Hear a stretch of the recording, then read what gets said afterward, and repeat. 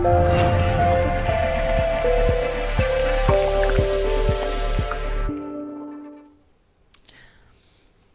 problem of blasphemy laws. The problem of blasphemy laws is far from unique to the Muslim world, but it is particularly pressing there. In 2014, according to the Pew Research Center, about a quarter of the world's countries and territories had anti-blasphemy laws or policies, and more than 1 in 10 penalized blasphemy. Worldwide, some 28 Muslim countries had blasphemy laws. Muslim countries did make up the bulk of this list, though on the other hand, they represented only about half the membership of the Organization of Islamic Cooperation. While most Muslim countries with blasphemy laws punish blasphemy with fines or prison sentences, often lengthy ones, the death penalty and flogging punishments are applicable in several countries. So that's the problem of blasphemy laws. I will give you some disturbing examples. The Rushdie affair, where the fatwa got a notorious notion as a death sentence. I will not go into depth into that, it's well known. Then the Nasser Abu Zaid case. He was a professor, or he wanted a professorship at the University of Cairo. But then it turned into really a controversy. He was declared apostate by a Sharia court due to his theory on humanistic hermeneutics of the Quran. Since under Sharia law, it was considered permissible for considered not to be permissible for a Muslim woman to be married to a non-Muslim man. The court also declared he could not remain married to his wife. This decision in effect forced him out of his homeland. Then we have the Jyllands-Posten Mohammed cartoon case. Strong international reactions after cartoons were published September 30, 2005. Protests were held. Some of these led to violence. Several embassies were attacked. The Norwegian and Danish embassies in Syria were severely damaged. A consumer boycott was launched in several Middle East and Gulf countries. Counter-protests were also held. Then the Raif Badawi case. He was first detained on apostasy charges in 2008. The family of Badawi's wife subsequently filed a court action to forcibly divorce the couple on the grounds of Badawi's alleged apostasy. On 17th June 2012, he was arrested on a charge of insulting Islam through electronic channels. And the following December, he was also cited for apostasy. On 7th of May 2014, Badawi's sentence was increased to 1,000 lashes, 10 years in prison, and a fine of 1 million rial. He received 50 lashes in January 2015. I go on with disturbing examples. The Charlie Hebdo case. On January 7, 2015, Said and Sharif Kouaichi forced themselves into the office of the weekly satirical and anti-religious newspaper Charlie Hebdo. 2 millions participated in a demonstration with several international top political figures in the front. Je suis Charlie became a common slogan of support. Then let us go to Pakistan. Asia Bibi, a Punjabi farm worker, was accused of blaspheming against the Prophet Muhammad after a quarrel with Muslim fellow villagers, reportedly because she, a Christian, had taken a sip of water from the same cup as they. In 2010, a Pakistani court sentenced her to hang. The governor of Punjab province, Salman Taseer, called for her pardon and for legal reform. In 2011, he was shot by his own bodyguard. The blasphemy laws had made him an apostate from Islam who had to be killed. The bodyguard was eventually tried and executed for the murder, but Pakistani society was divided between those who saw him as a traitor and those who celebrated him as a martyr. A federal minister, Shahbaz Bhatti, was also murdered for his opposition to the blasphemy laws, and Tasir's son was kidnapped. At the time of Asia Bibi remains in prison, her death sentence temporarily suspended, waiting for the Pakistani Supreme Court to hear her appeal.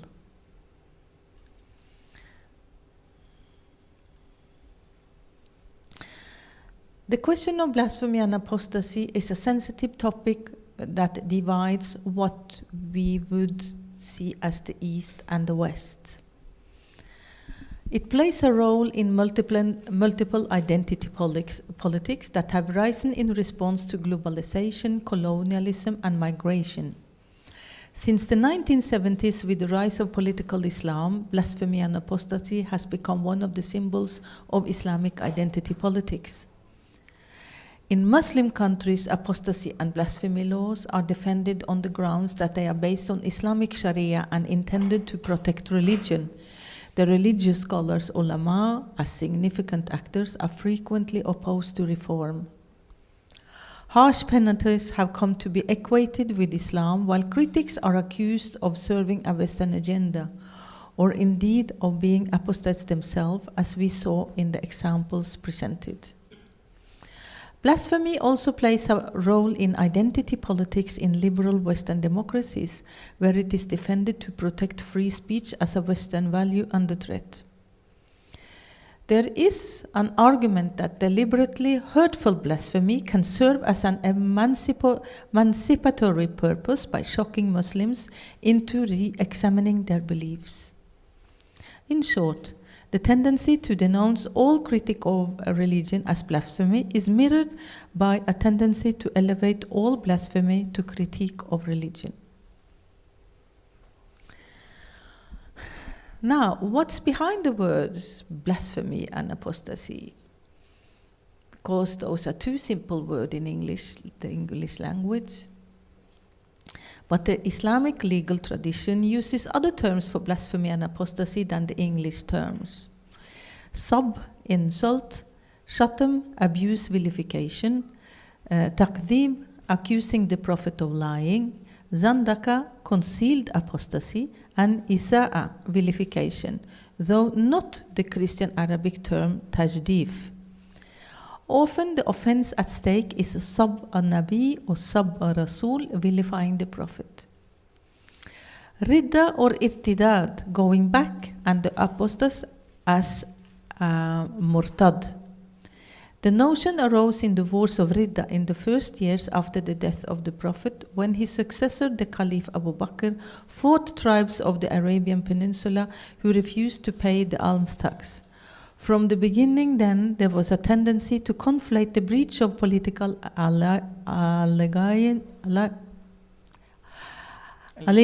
allegiance to the Muslim community with abandoning the religious beliefs and practices of Islam. Another concept is important to take into consideration. That is the concept of takfir, declaring a fellow Muslim of kufr, accusation of apostasy.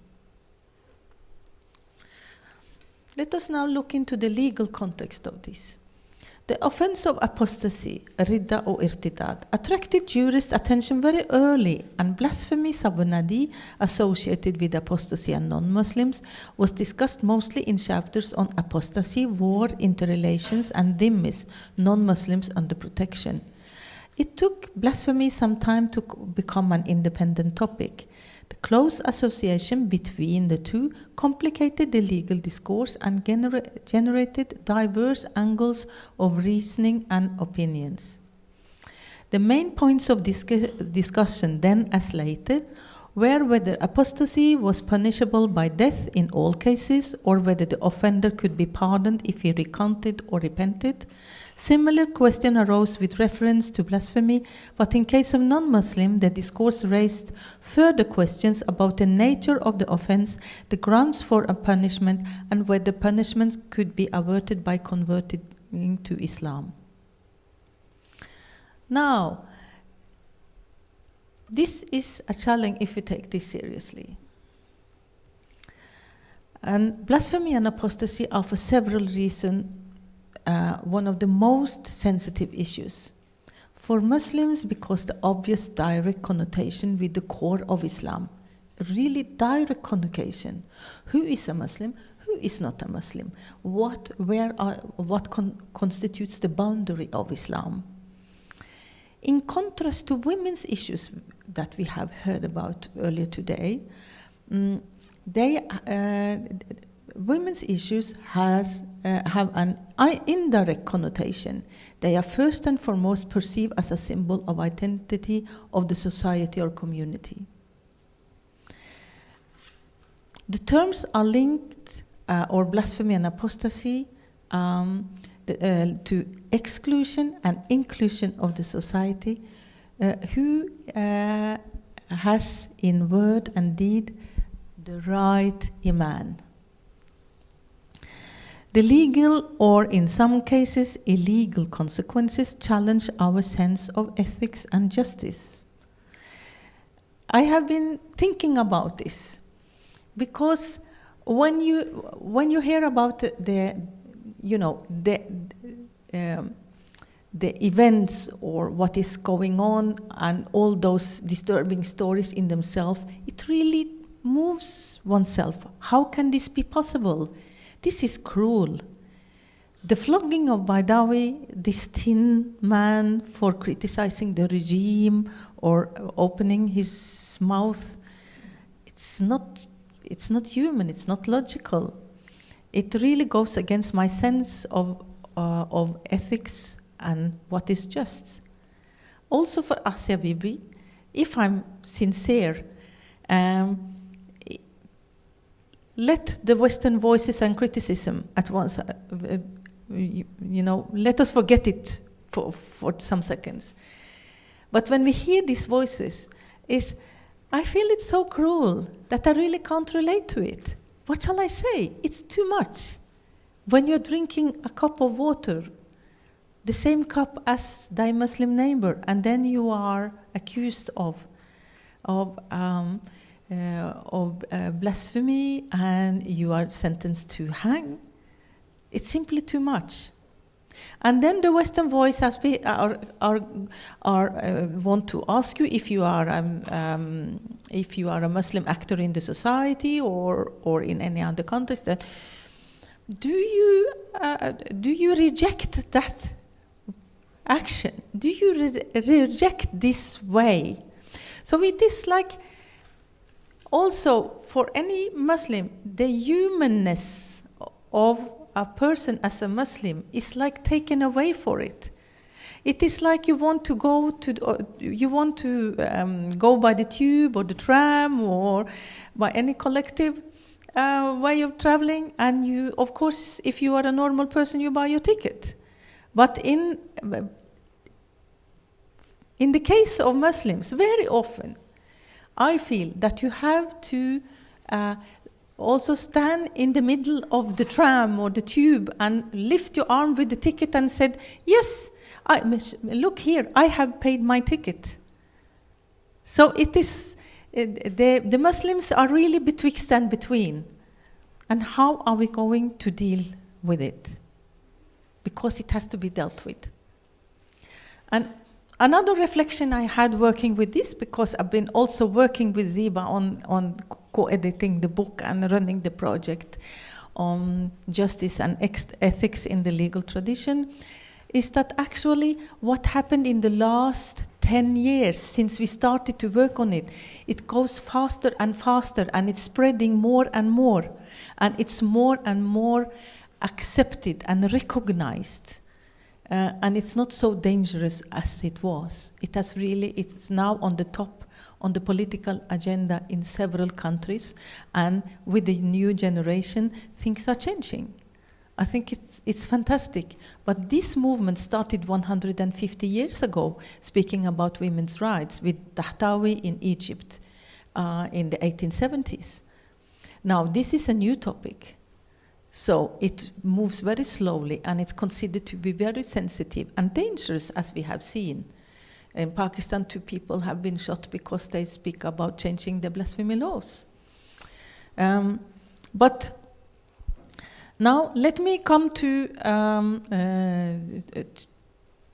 to how can we deal with it. It brings us to the core of the Islamic tradition and the question of what is changeable and unchangeable in Islamic thought and practice. Are these laws, can they be subject to change, or are they fixed? I would argue for a third way, a possibility for reform betwixt and between the traditional Islamic norms in Muslim majority countries, legal practice and politics, and the Western critical notion of Islamic norms and Muslim practice. As everything else, the topic of blasphemy and apostasy can be subject to research and discourse with the aim of reform from inside the tradition. There has already been established a theory and methodology for reform. Sharia as a social construction, the difference between Sharia principles and fiqh, and the concept of justice, and the inclusion of ethics that we have almost been forgotten in our time. The Oslo Coalition on Freedom of Religion or Belief, which I'm directing, we have been facilitating the New Direction in Islamic Thought and Practice project. It started in 2003 with an idea. It led to 9 workshops, 3 on general reform, 3 on are there Islamic arguments for gender equality in Muslim family law, and now we have finalized 3 workshops on the question of blasphemy and apostasy. And we are coming up with a forthcoming volume where we have been deconstructing, where we have been looking into history, we have been looking into situation from rather original angles, and a cautious few steps on the way to reform. But this is still a new topic, and it has to be dealt with.